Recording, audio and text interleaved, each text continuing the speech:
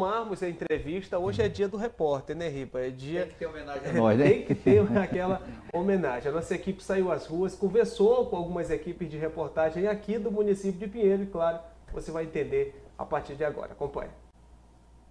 Neste dia 16 de fevereiro, comemora-se o Dia do Repórter, uma ocasião dedicada a reconhecer e homenagear os profissionais da imprensa que desempenham um papel crucial na disseminação de informações precisas e na defesa da liberdade de expressão. Hoje, conversamos com alguns repórteres de Pinheiro, que são a cara da comunicação na Baixada Maranhense. Eu passei por dificuldade porque envolve dicção, envolve tu agradar o público, né, tu conquistar o teu público, então foi uma etapa, foi um momento difícil.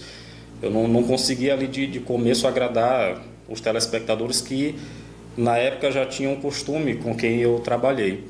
E aí fui, né, fazendo meu trabalho, fui conquistando meu espaço, fui me lapidando, crescendo, e nessa situação aí já se passaram 10 anos. Eles são os olhos e os ouvidos do público. Trabalham incansavelmente para investigar, relatar e analisar os eventos que moldam o mundo ao nosso redor. Aline Diniz iniciou a sua jornada ainda muito nova, tendo seus caminhos na comunicação sendo desenvolvidos com o passar do tempo. Quando todo mundo vai ingressar, né, em alguma profissão, geralmente a pessoa se prepara antes, se capacita antes, faz um curso, faz uma formação, e aí depois ela vai procurar vaga no mercado de trabalho.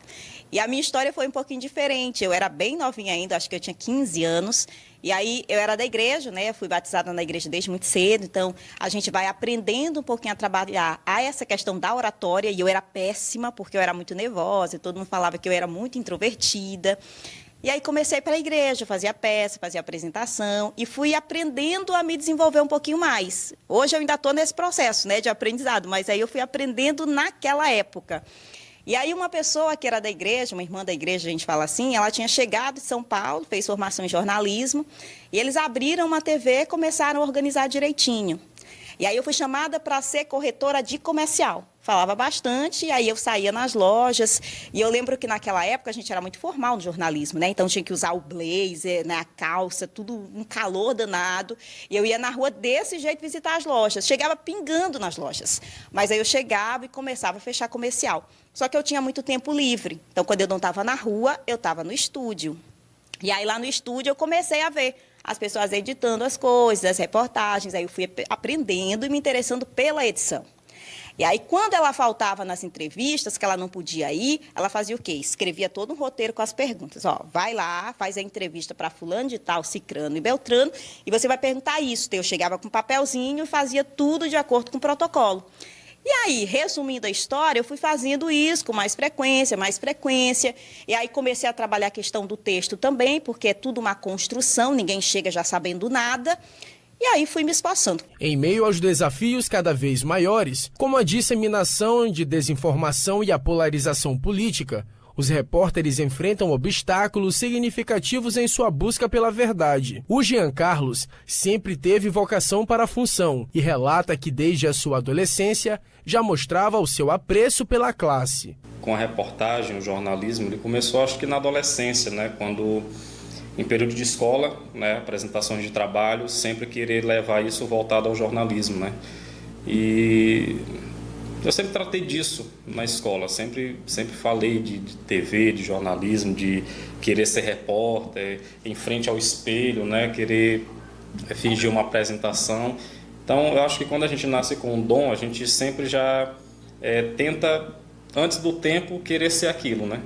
E aí no ensino médio isso foi se aflorando, foi tomando um pouco ali de espaço de mim. E quando eu terminei meu ensino médio, eu tive minha primeira oportunidade, né?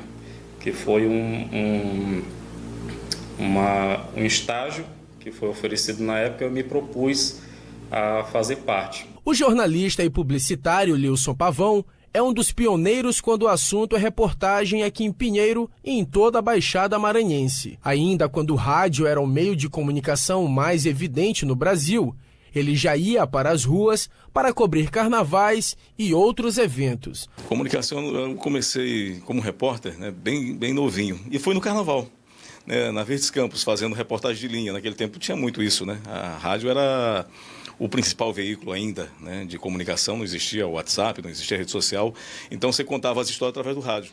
Está entrando a escola de samba, está entrando, nesse momento, os blocos organizados, né? E a gente fazia essa narrativa de dentro da avenida. E eu comecei muito cedo, com 17 anos, né? E aí era bacana porque você sai dentro do estúdio e você tem esse contato com as pessoas, né?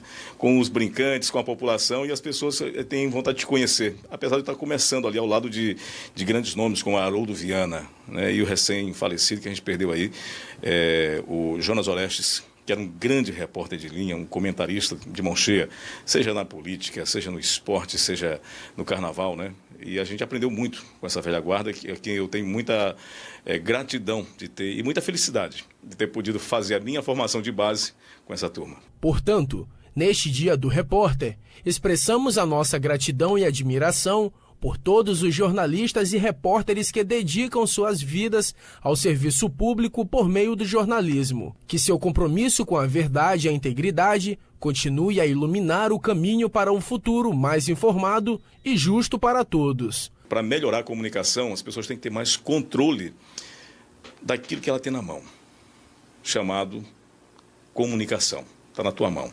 Hoje todo mundo pode ser, como eu já disse, né? Um repórter, você filma, você grava, você faz o seu vídeo, você faz o seu vlog, você se registra e registra outros fatos. Agora tem que ser o quê?